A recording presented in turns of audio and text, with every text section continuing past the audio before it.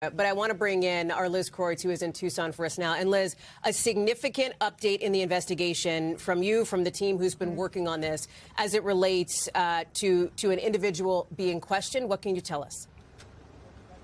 Yeah, this is a pretty significant development here. Reporting from our Tom Winter and Jonathan Dean said a senior official familiar with this investigation says that a man is being questioned by law enforcement right now in the Tucson area related to this ongoing investigation into the disappearance of Nancy Guthrie.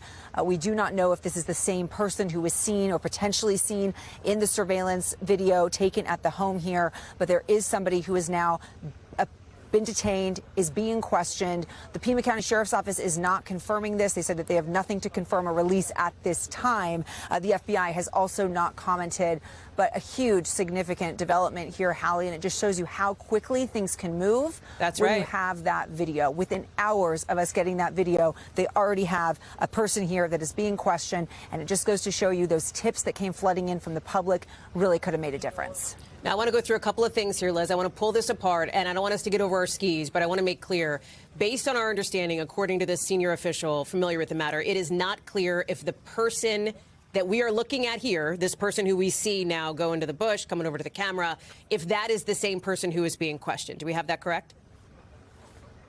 Exactly. We do not know. Okay. We don't know anything about this person. We do know it appears that it's a man that is being questioned. We don't know exactly if the person in this video is a man. There are certain features that may make you think that. It appears this person might have some facial hair around their mouth. You can kind of see peeking through the mask. But we don't know.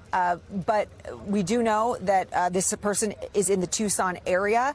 I know there's a belief when we've talked to the sheriff and some of the officials that they really did believe that this wasn't something that someone that had gone too far. They really did think the scope of this would be closer to the Tucson area.